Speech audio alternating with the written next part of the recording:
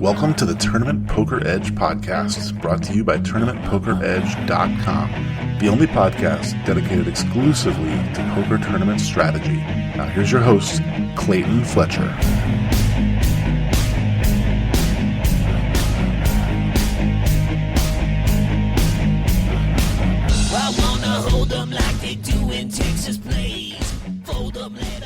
Hello once again, everybody, and welcome to the Tournament Poker Edge podcast. I am your host, Clayton Fletcher. So happy to be back with you guys after having missed last week's episode. Big shout out to Mark Aliotto and, of course, our fearless leader, Derek Tenbush, for filling in nobly in my stead last week. I was down in Florida playing in a tournament series called the Isle Poker Open. If anyone has ever been to Pompano Beach, Florida, you know it's one of the most beautiful parts of the United States. I was excited to be there. I had a corporate gig in nearby Fort Lauderdale and decided to stay for an extra week and play a few tournaments, including a $1,100 six max event and the $1,500 main event, the Isle Poker Open Championship. Normally when you get an opportunity to play in this type of poker room in the great state of Florida, you look forward to it very much because you typically have a pretty favorable setup as far as your level of competition. I'm trying to say this in the most diplomatically appropriate and acceptable way. Unfortunately, this year, the event coincided with something called the WPT Best Bet Jacksonville Championship. So a lot of the top professionals in the world were already in Florida for the event in Jacksonville, and many of them decided to take the trip down to Pompano and ruin my plans by infiltrating a tournament that I really didn't expect to see anyone that I recognized there. I'm talking about the likes of Lonnie Harwood and Jeff Trudeau, Chino Ream, and just a host of other professional players that I was not expecting to have as my competition in Florida this time around. That's no excuse for my results, which were very poor. The truth is I played my best. I think perhaps next week I'm going to try to get a guest on. It's just going to be me today, guys. I'm sorry I wasn't able to book any of our other regulars. Everyone's busy. Derek's moving. You know, Mark has probably some sobering up to do. I love those guys went to Reno and they didn't even remember to play poker, but that's another story altogether. So yeah, it's just going to be you and me. And I hope that's okay with you. By the way, guys, I want to thank everyone who's been sending the love.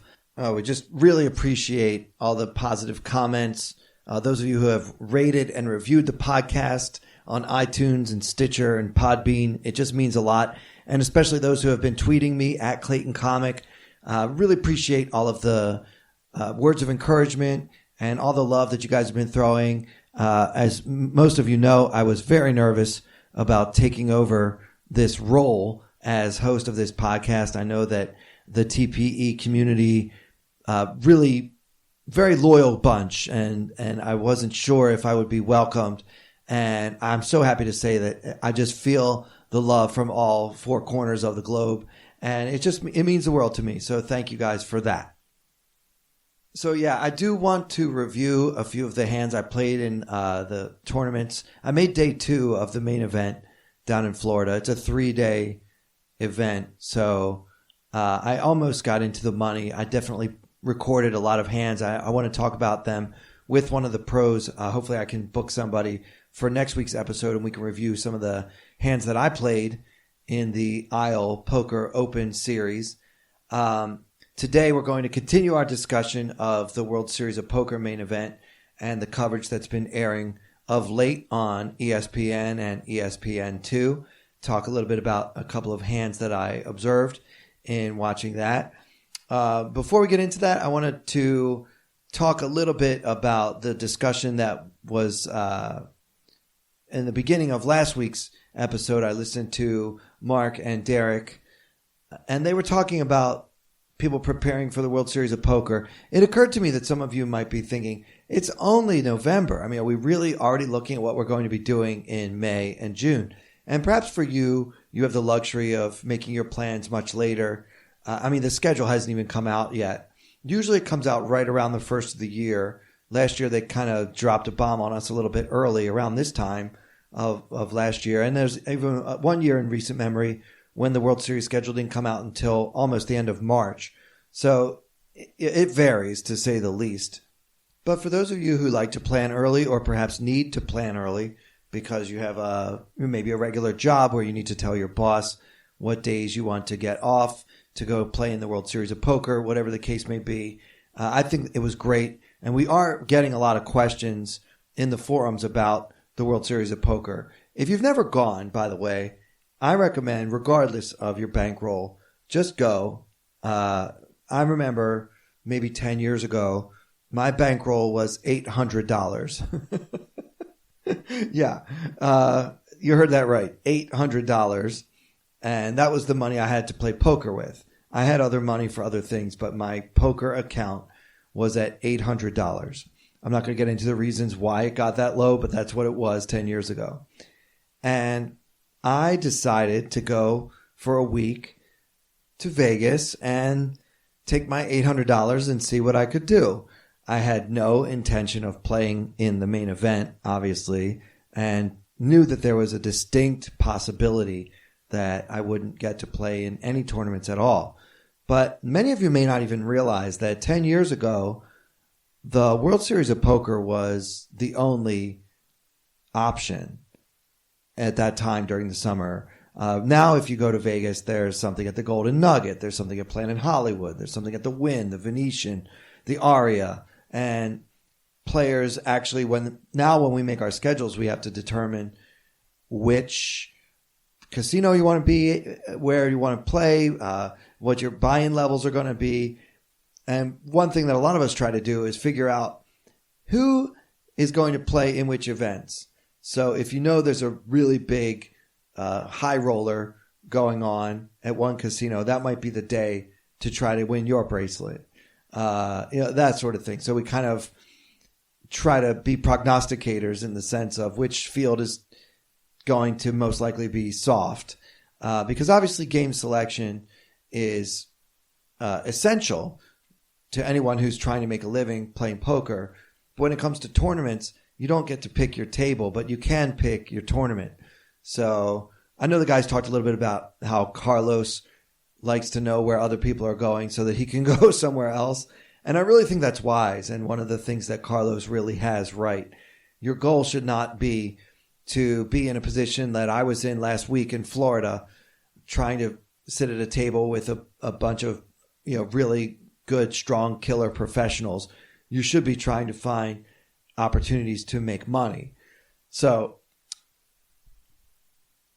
to the extent that game selection is possible in tournament poker, you should try to be a good bum hunter, for lack of a better word. So anyway, getting back to my story, 10 years ago, I had $800 in cash, and that was my poker bankroll. I bought a flight for a week, and stayed with a friend, so I did not have to pay for hotels, which I want to echo the sentiments expressed last week on the podcast as far as finding cheap housing. I would add, though, that meeting up with other players that are getting a house, you don't have to get the sickest house. I've never been to the TPE house, full disclosure, but it seems to me that there's a lot of talk about how sick it is and how great the house is and how much it costs and everything. You could find better housing. I shouldn't say better. You could definitely find cheaper housing.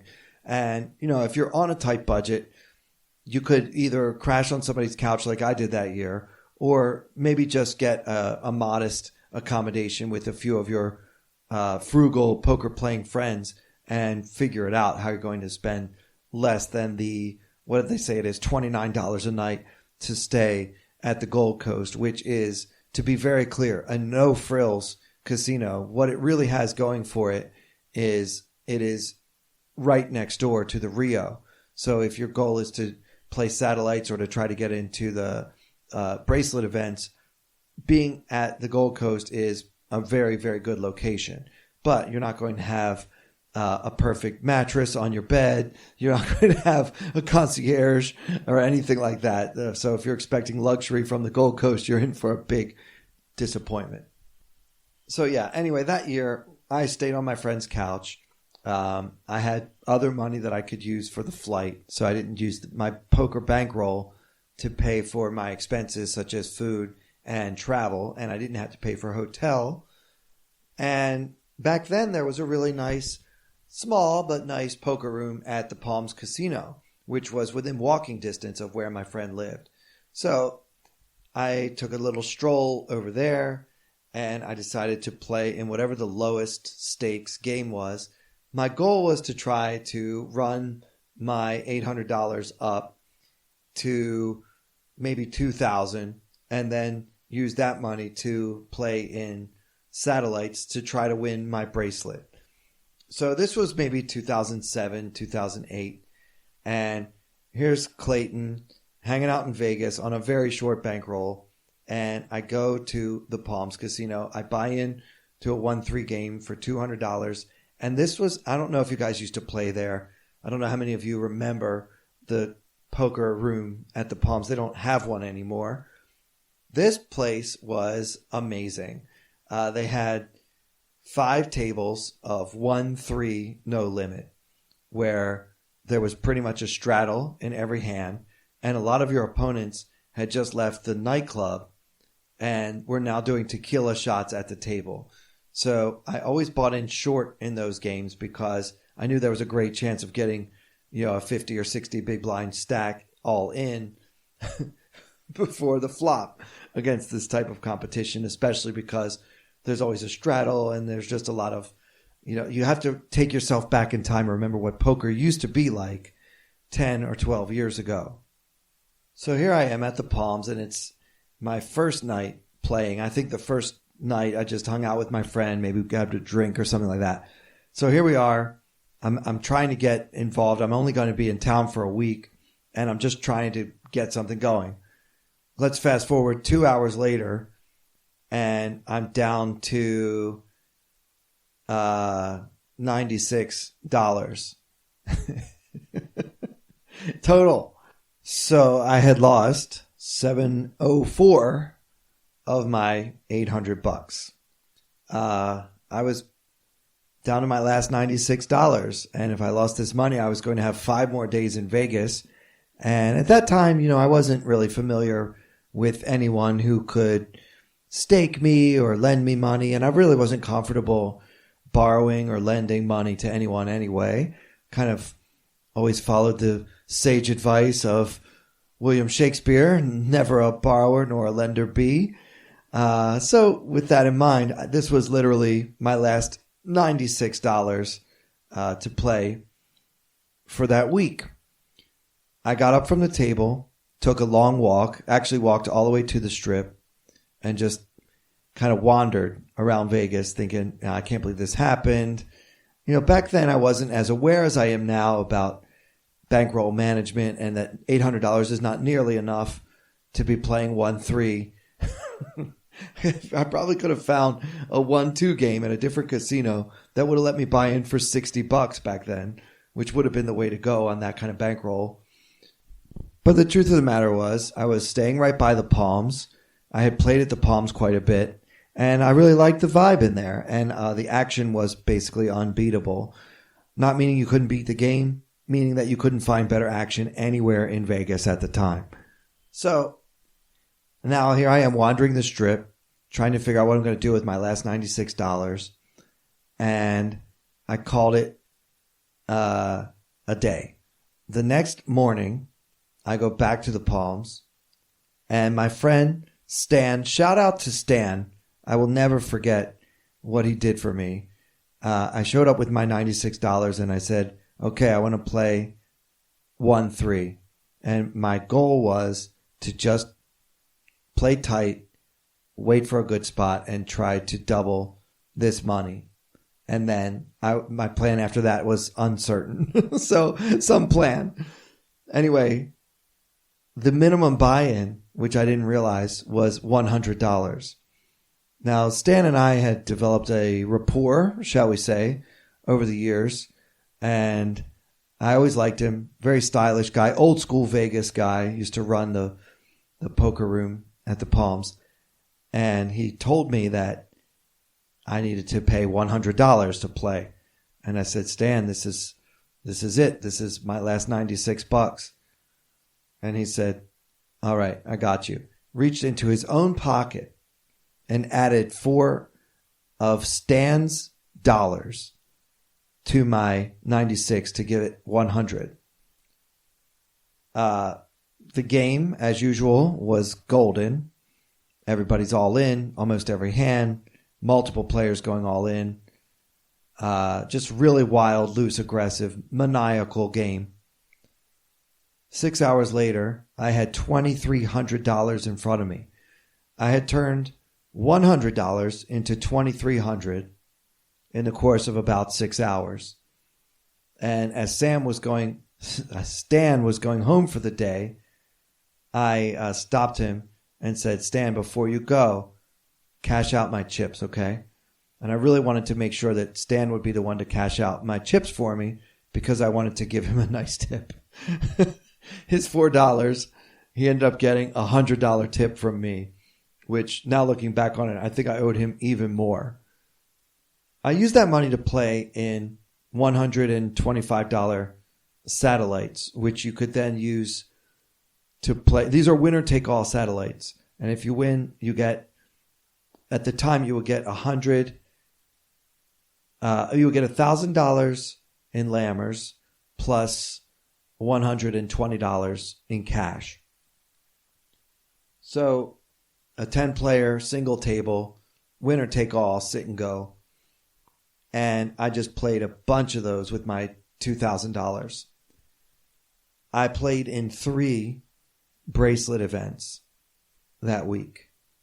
I didn't cash in any of them. If you look at my Hendon Mob, you will see that I did not cash in the World Series of Poker back in 2007 at all.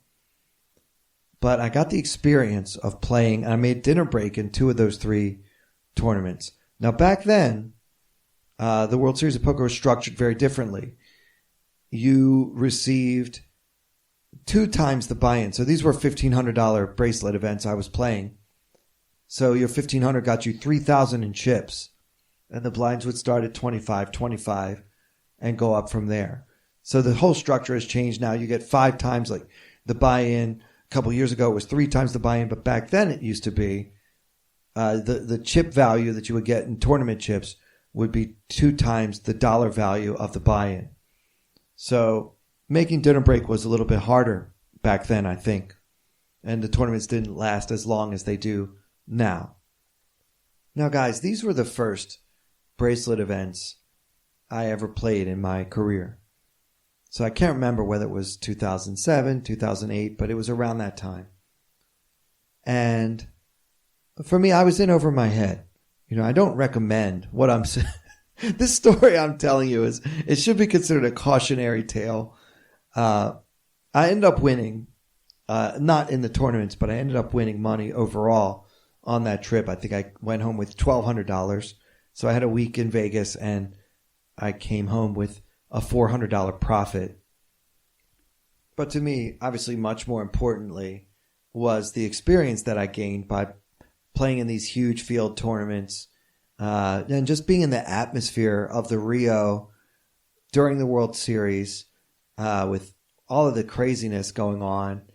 And back then, you know, there were parties. There was like a full tilt party, a Poker Stars party. A year later, I attended the Cake Poker Party. That was my website of choice. I was almost exclusively on Cake Poker before Black Friday. And I really liked their style, the way the party was. Everything was, you know, first class. And it was at the Palms in one of those suites that has a swimming pool that's on a balcony. So you're kind of hanging out over the building 50 stories high, and you're in a swimming pool. That was very memorable for a young and impressionable Clayton Fletcher. So I'm telling you guys this story because I know some of you might be sitting home saying, Vegas in the summer, it just seems like everything is just for ballers only. With a little bit of luck and maybe a little help from your friends, if you know someone like Stan, you could end up having an experience like I had that year, which from then on, I've been hooked. I've never missed the World Series of Poker since then. And now I pretty much go there for the whole summer, every summer. It is something that every poker player should experience. Perhaps every human should experience before they die, because there's literally nothing on earth quite like it. Now it's changed a little bit in that all the players are spread out throughout the city as other casinos started to realize that there's a lot of money to be made by getting these poker players in the door. So now we have a lot more places to go. We all used to just spend the whole summer at the Rio, believe it or not. But that's how things were. And I hope that you enjoyed my little story. By the way, I got to play with some top pros. I played against Phil Ivey in one of those tournaments. I played against Chris Ferguson in one of those tournaments. So it's kind of, for me, having watched these people on TV, it was kind of special. Now, if I sit with Chris Ferguson, he's going to get a piece of my mind. But back then, I didn't know any better. So if you're thinking about joining us in the summer of 2019 in Vegas, I hope that I've convinced you that it's a good idea. You'll have a great time. It's summer camp for poker players. You'll see people that you might not see very often, and you start to develop your own group of friends. Obviously, the TPE community gets together. They have the big meetup, and it's a lot of fun. So you definitely want to come. So if you're on the fence, let me push you on the right side of the fence and get your butt to Las Vegas next summer. Okay, so I want to talk about a couple of hands from the Day 7 coverage recently seen on ESPN, ESPN2, and the like. This hand comes from the 200K, 400K level. There's a 50K ante. There are only 18 players remaining in the tournament, so we're down to the final two tables on Day 7 of the main event. So this first hand I want to talk about is a player with whom candidly, I was not impressed. His name was Ryan Phan. Seemed like a nice guy. I think we talked about him on a previous episode. So I'm not making any comments about Ryan personally. He seemed very well comported at the table. I liked the way he interacted with his opponents. I didn't have a problem with him personally, but I just thought that some of his plays that he made, at least the ones they showed on TV, I disagreed with some of his choices and some of his decisions. So I'm only talking about his poker strategy. So, for example, in this hand, he's got 22 million. So that means he's got, 54? If my math is correct, he has 54 big blinds. And his M is right around 21. So he's under the gun at a 9-handed full table with the 8-7 of spades. All right, so what should you do with this hand? Well, to me, with this stack size, you can choose to play this hand if you want to, and obviously you want to bring it in for a raise if so. You could put this hand in your limp re-raising range. Nowadays, when a player limps under the gun, most of us start thinking, well, he's probably up to no good. It's very suspicious, especially if the player otherwise seems to be capable. That it could be a limp with the intention of back raising, as we call it. So I like this hand. If you'd like to do that sometimes with your aces and kings, I like to put maybe my black 8-7 suiteds in there, or it's just a couple of combinations just to balance that range a little bit. You don't want to always have aces and kings when you limp and re-raise under the gun. So I think this is a nice hand to put into that range if you want to construct a range to do that with. You can also just open raise with it. But I think you put yourself in an awkward spot unless you really feel like you have unbelievable control of your table, which I didn't get the sense that Ryan Pham did. I didn't think he was in control of his table at all. In fact, he seemed like a guy that was enjoying his experience of playing against high quality competition, and he was trying to make the best of it. And I think for all those reasons, he probably should just fold the 8-7 of spades from first position. But he chooses to raise. He opens to 900. I don't have a problem with his sizing here at all. 2 to his left is John Sin, who I had the honor of having at my table for much of day 5 and all of day 6. I can tell you that John Sin, who most of you know is our current world champion, is a very capable player. He doesn't strike a ton of fear into you, partly his demeanor, partly just the fact that he kind of stays out of the way a lot. But in the pots where he does get involved, he is a very thoughtful and very difficult opponent. So he 3-bets to 2.6 million. So again, Ryan Pham opens under the gun with the 8-7 of spades with 22 million behind. He raised it to 900K. 1 fold, and then John Sin under the gun +2, aka third position, makes it 2.6 million. Everyone folds back to Ryan Pham. So I'm sure most of you who haven't watched the coverage are thinking, well, Clayton, why are we talking about this hand? Obviously, Ryan is just going to fold and we'll get on with our lives. That hand should be over. Not so fast, because Ryan decides to 4-bet and makes it 7 million. All right, so let's break this down. I think 4-betting with this hand is okay, but I wouldn't do it. I think the reason I don't like it is because he doesn't have any blockers to the value hands that Sin should be 3-betting with. Sin's never going to have an 8 or a 7 in his hand when he 3-bets from third position. So I think the fact that John Sin is in early position makes this a very easy fold. I think, you know what, I tried to get aggressive under the gun with my suited connector. Somebody else in early position has clearly woken up with something.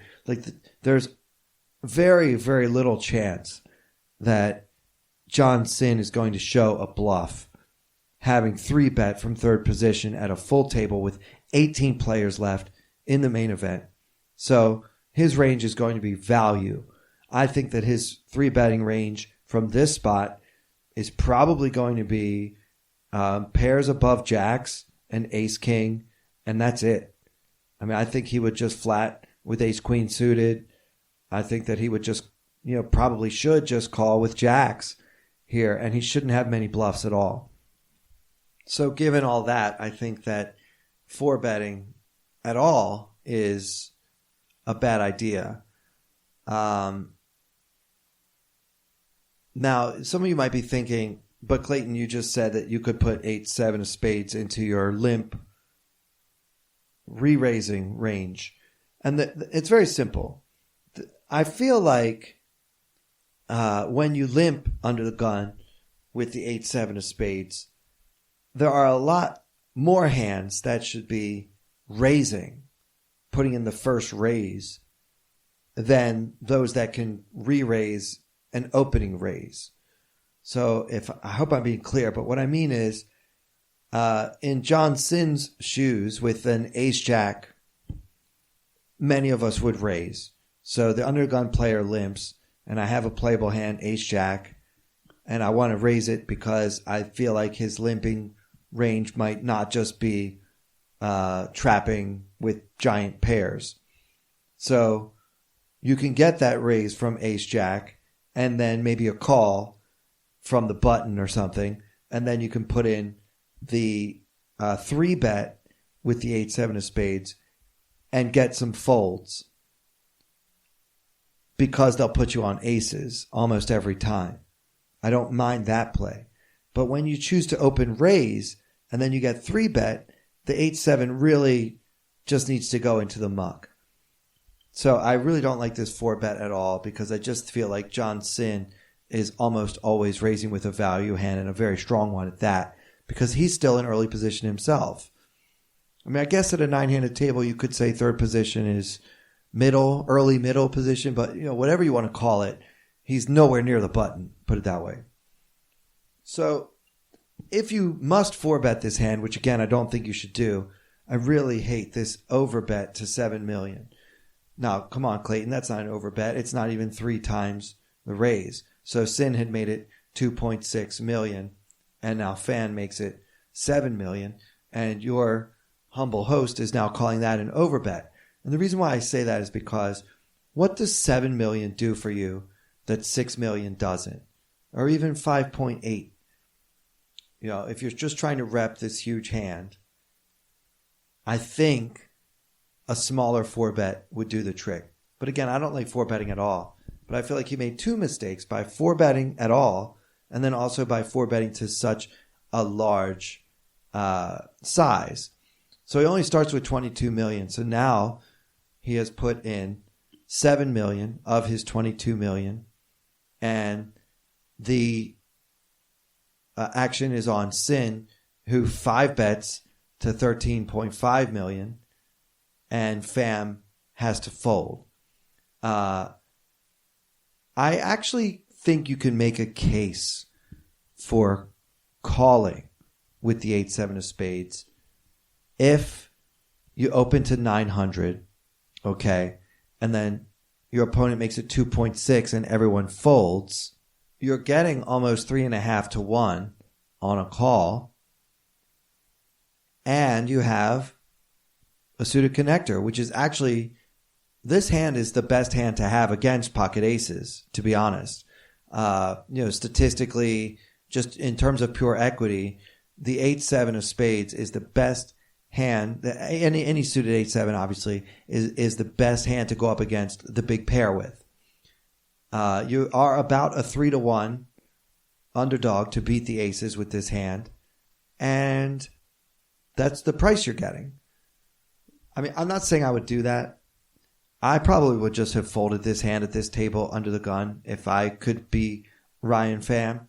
But given the opportunity to just call, which you can probably do semi-profitably, even though you're going to have to play the rest of the hand out of position, it's a pretty easy hand to play because you're either going to flop a lot of equity or you're not. And say it comes something like Jack 7-7. If Sin has 2 aces or 2 kings, he's probably going to lose a lot of chips to you, maybe even double you up.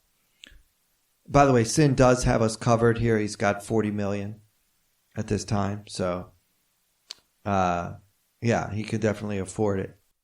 Now, you guys who have been listening to me on this podcast and other podcasts, I like to be creative myself. I take some unusual lines. I like putting pressure on my opponents and finding opportunities to be creative. I just don't feel like this is a good spot for Pham, and I'm sure he regrets it too, because obviously he did have to fold his hand once the 5-bet went in. I really think, though, that you have to think about poker's all about measuring risk and reward. So here I am with 18 players left in the tournament. My shot at making the final table is basically on the line, and I have over 50 big blinds, so there's really no reason for me to get too creative or go too crazy, especially from early position, especially at a full table that also includes some pretty good players left. So I think just folding this hand under the gun is the way to go. If you want to open it and then fold to the 3-bet, that's totally fine with me. I think it's defensible to open it and then call this smallish 3-bet because, the reasons I just outlined. But I think that 4-betting with this hand is just taking it a little too far. It just feels to me like you didn't really think about what your opponent is representing, and not only what he's representing, but what he's most likely to have. Do we really think that John Sin in third position just made a decision to bluff raise somebody who raised under the gun? I just don't think that that's really a big part of his repertoire. And especially at this stage of this tournament, it's just a big mistake. Okay, so I want to move on to another hand. By the way, I can't remember if I told you guys already, but John Sin had pocket kings in the previous hand. So exactly what he's supposed to have given his line. So let's move on. About an hour later, there are now 16 players left in the main event. And so there are 2 8-handed tables. We're still at that 200K, 400K with a 50K ante level.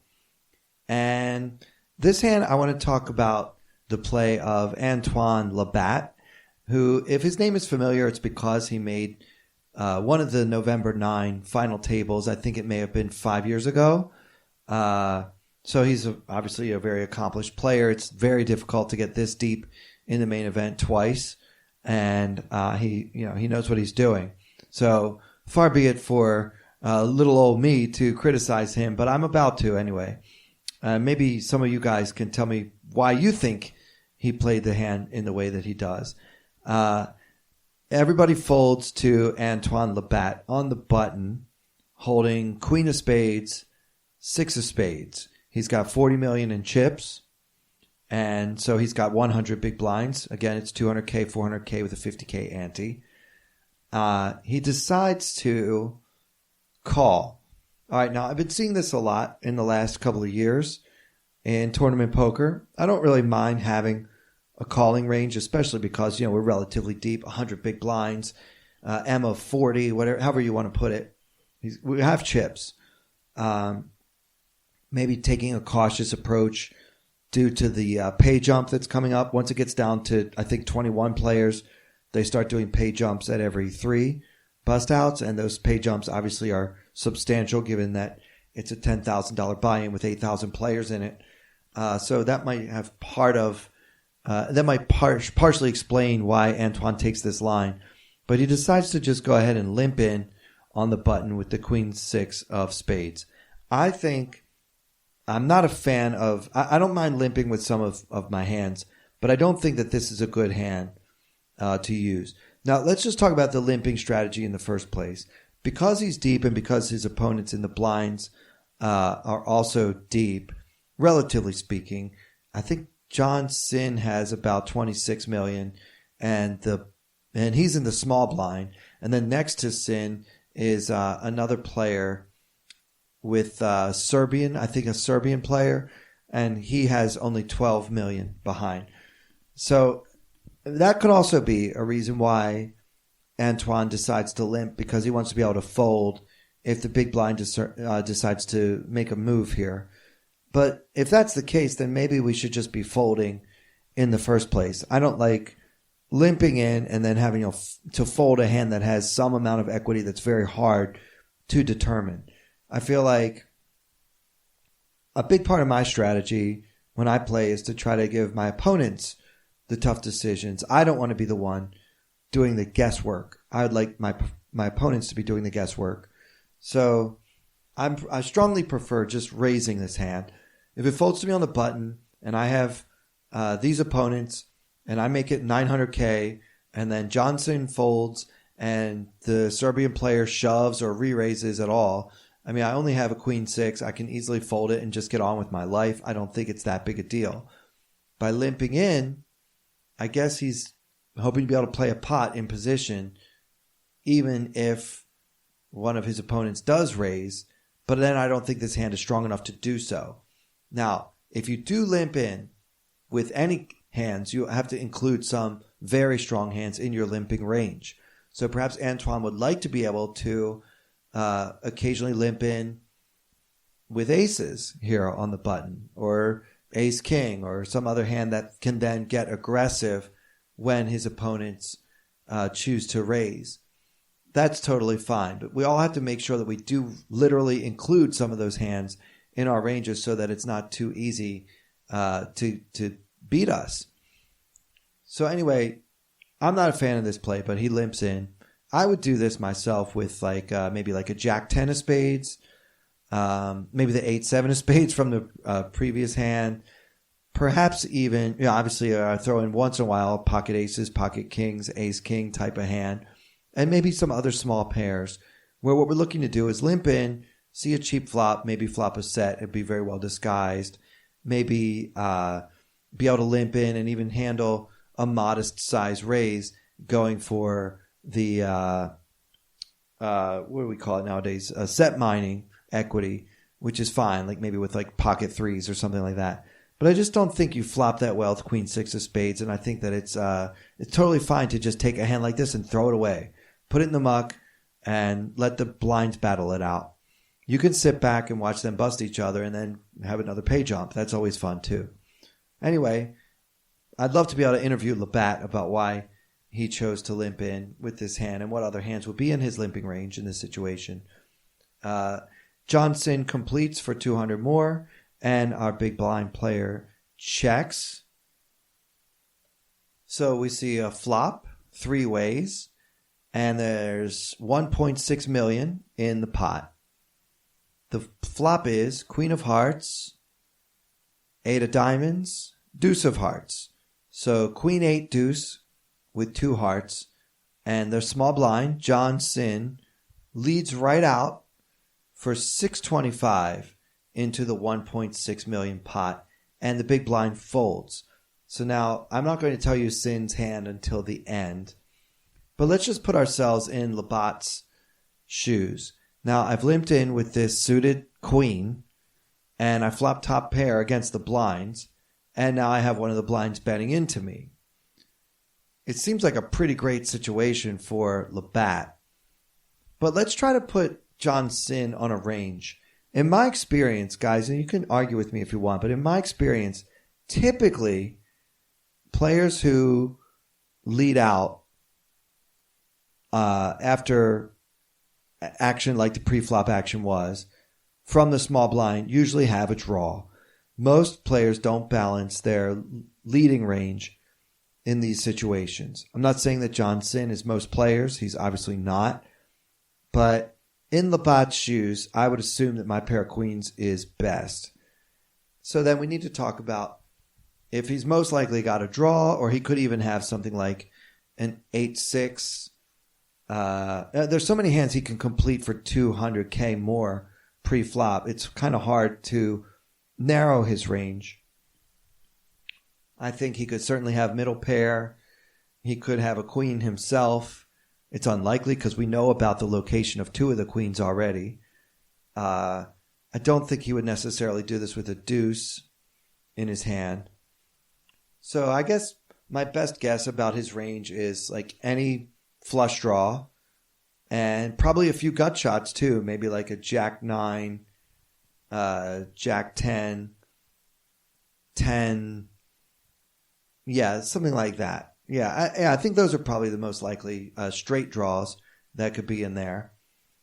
But all in all, I think that my range with my pair of queens with a 6 kicker is much stronger than my opponent's leading range.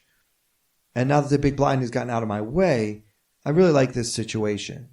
So the question becomes, should I raise or should I call? Well, the problem with limping with the queen 6 of spades is that we now have top pair and still don't know where we stand.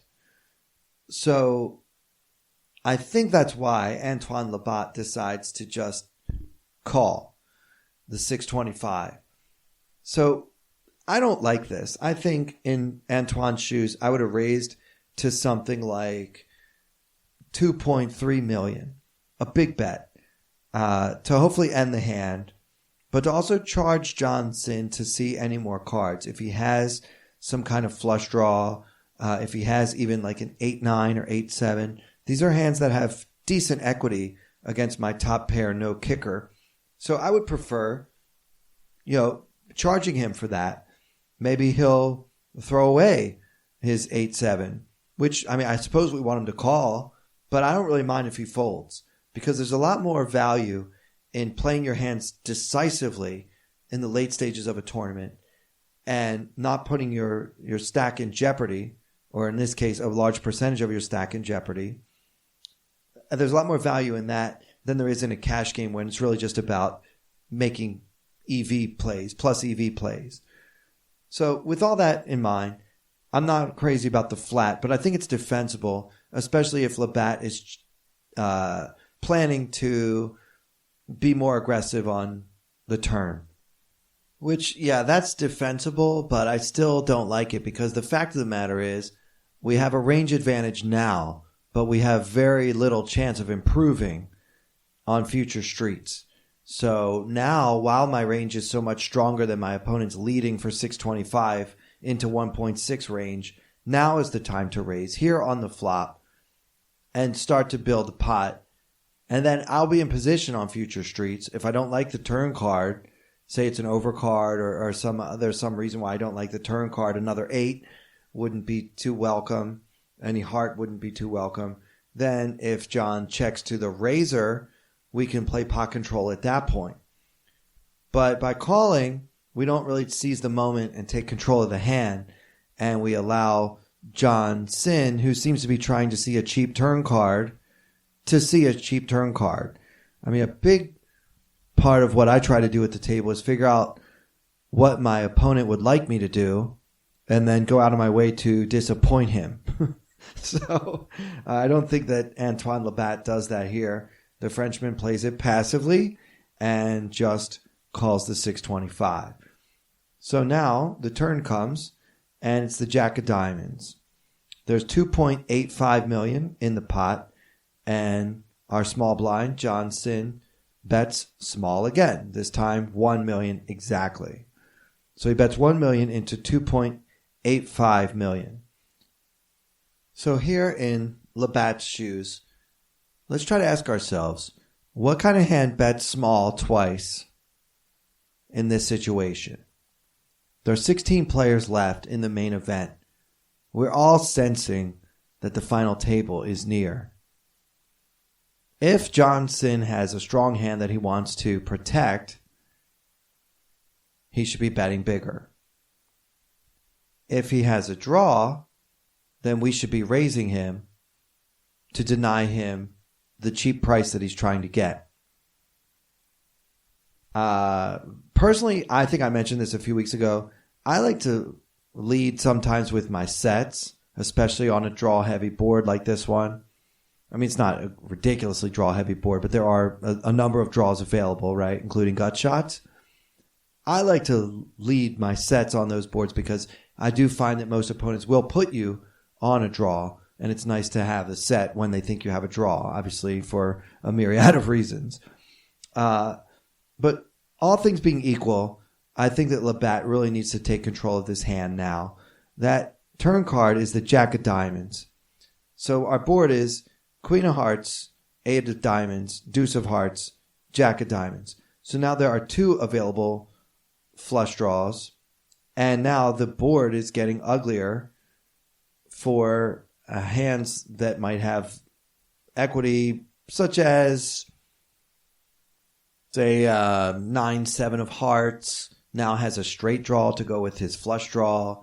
All those hands that have some kind of pure flush equity on the flop now have picked up a straight draw on the turn. Another reason to raise is because you might even be able to get value from a jack. So if John Sin is holding something like the Jack 10 of hearts, now he just picked up a pair of jacks to go along with his flush draw and would probably call a really good sized raise in this spot. With one card to come, the Queen 6 is still well ahead of that hand, even though that hand has a good amount of equity.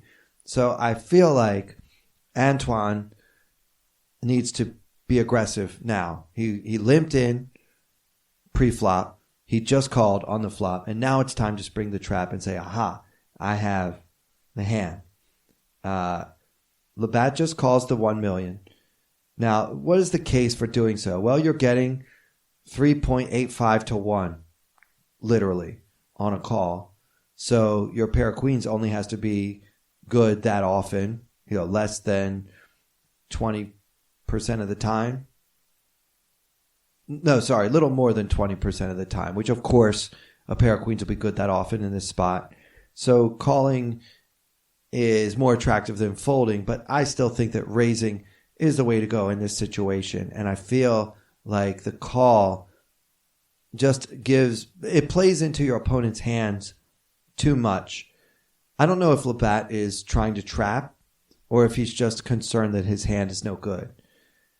I think either way, he needs to raise because calling just doesn't accomplish enough. How many more cards do we want to see? We've got just one pair, no kicker. And this board now has 2 flush draws and all kinds of straight possibilities. So I really don't like calling here, but that's what Labatt does.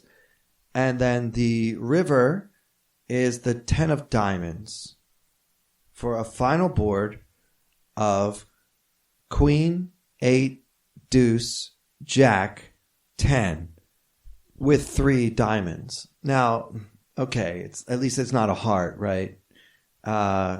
If Sin just made a flush, then it was the backdoor type of flush. Certainly there are a lot of hands in Sin's range that have now made a flush with this 10 of diamonds. But the real problem is he has so many 9s in his range that he just made a straight with all of those hands. And it's just really not a good card. And kind of helps me emphasize the importance of seizing control of the hand. I mean, in most hands we play, at some point we should take an aggressive action. Obviously, there are exceptions when you're trapping an aggressive opponent, when you're trying to keep the pot as small as possible, so you just want to check and hope your opponent doesn't bet. I'm not saying you should always be aggressive every time you play poker, but I feel like with the amount of pure equity we have range versus range on the flop, combined with the vulnerability of our hand giving the increasingly draw heaviness of the board as each street goes by, I really feel like Labatt made a huge mistake by never being aggressive at any point during this hand. So on this river card, John Sin bets 3.2 million into the 4.85 million pot, and I don't think Labatt has any choice but to fold. I mean, if you're good enough to pull the trigger on a bluff when it's that draw heavy out there and you're willing to bluff this amount, I think you just win the pot. I'm not going to call you with the queen. And to Labatt's credit, he did fold. So I want to reveal the hand now. John Sin was holding the 9 of hearts and 5 of hearts. So he played his hand, in my opinion, pretty face up. He made a blocking bet on the flop to try to get a good price to see another card. Whether that card ends up being a heart or one of the many possible cards that can come and give us a backdoor straight draw. It's just a pretty face-up play, in my opinion. I would put him on this type of hand when he leads out for 625 like that. The turn card was pretty ugly, and that might account for Labatt's reluctance to be aggressive. Perhaps on a safer turn card, Labatt would have sprung a trap, but then he froze up with 16 players left in the main event. I don't want to end up doing something really stupid, especially on TV, when this is my chance. I have a good-sized stack. But if that's all true, then why did you limp in the first place? Why not just try to steal the blinds with this hand and get on with your life without worrying about whether things are going to come ugly? Like, what kind of flop do you want with the queen 6 of spades? You got a queen high flop, and you still didn't feel comfortable with your hand. The jack on the turn was an ugly card, but still, most times when that card hits, my pair of queens is going to be best. So, therefore, playing aggressively and denying equity to my opponent who probably just picked up some is the right play. And then the river, you really don't have nothing. We have nothing to talk about on the river. I think when Sin bets that large amount, 3.2 into 4.85, he's just thinking, I hope that my opponent has been slow playing a set or some other strong hand, maybe two pair, that would make a curious call. But Sin has shown so much strength throughout the hand. I just feel that it's hard for him to get action from much of Antoine's range. So perhaps Sin should bet smaller, but I can't really blame him for trying to make it look bluffy or whatever else may have been his reasoning. So guys, that's going to do it for this episode. I hope that you've enjoyed our discussion of why you should go to the World Series of Poker, even if you only have $800 to your name, as well as a couple of hands from very, very late in the world's most prestigious poker tournament, which I hope to play again with you next year. So guys, again, please do like and rate and review and all that stuff that every podcast host in the world asks you to do. I'm asking you to do as well.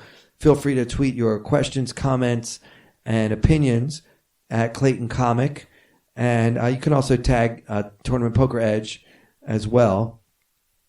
I hope that you are enjoying this content as much as we are enjoying bringing it to you. For next week, I'm hoping to review a couple of my hands from the tournaments that I just played in Florida with one of our TPE pros to be named at a later date. I feel like a baseball general manager, a player to be named later. Well, I'm in touch with all the guys from TPE, and I'm hoping that one of them will be available to chat with me next week about some of those Florida hands. So for everyone here at Tournament Poker Edge, thank you so much for listening. I'm Clayton Fletcher.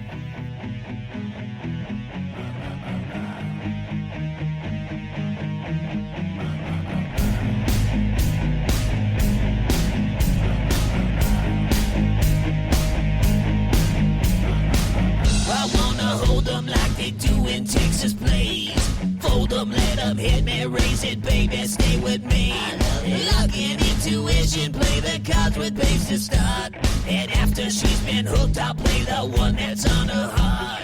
Oh, whoa, whoa, whoa, whoa. I'll get her heart, show her what I got.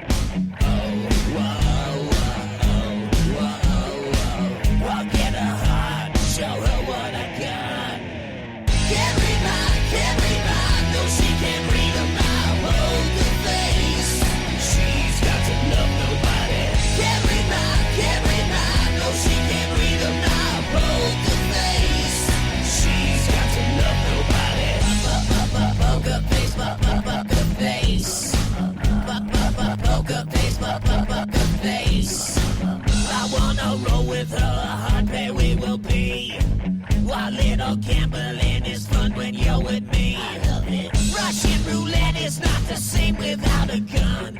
And baby, when it's love, it's not rough, it isn't fun. Oh.